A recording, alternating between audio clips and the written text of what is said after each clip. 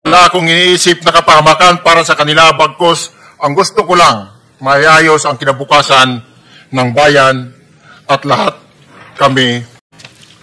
Noong December 5, 2004, na-hire ako bilang security consultant sa Ako Bicol Party List or AKB kay Congressman Saldico. At nasimula ng duty ko kay Congressman Saldico.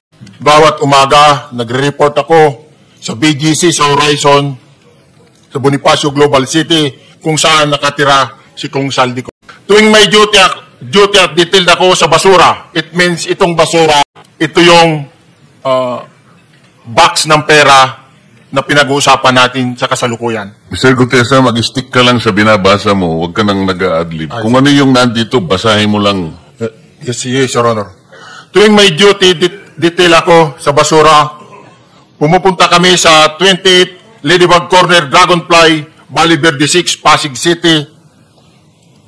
Tagabuhat lang ako ng malita ng basura.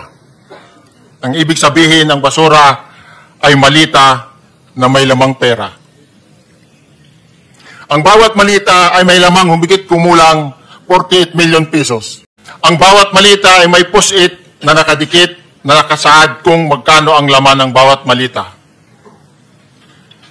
Tuwing may duty detail sa basura, may pumupunta na tao na magdi-deliver ng basura at nire-receive ni John Paul Estrada at Mark Tiksay.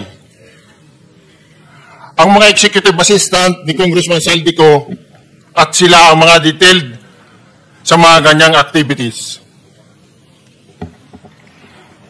Ang mga nangyayari kapag duty kami sa basura, kalimitang dinadala sa bahay ni Congressman Saldico sa Valle Verde 6 at tinatanggap naman ni Mark at ni Paul.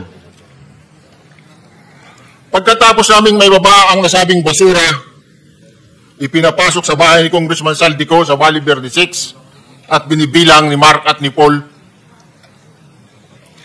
Alam ko na ang laman ng malita ay pera sapagkat nakita ko si Paul na binuksan ang malita at inilabas ang laman para bilangin.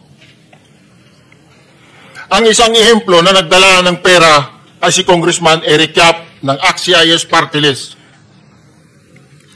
46 na malita ang dala niya sa bahay ni Congressman Saldico sa Valle Verde 6. Pagkatapos mabilang, isinakay namin sa mga sakyan patungo sa Horizon Residence sa Taguig.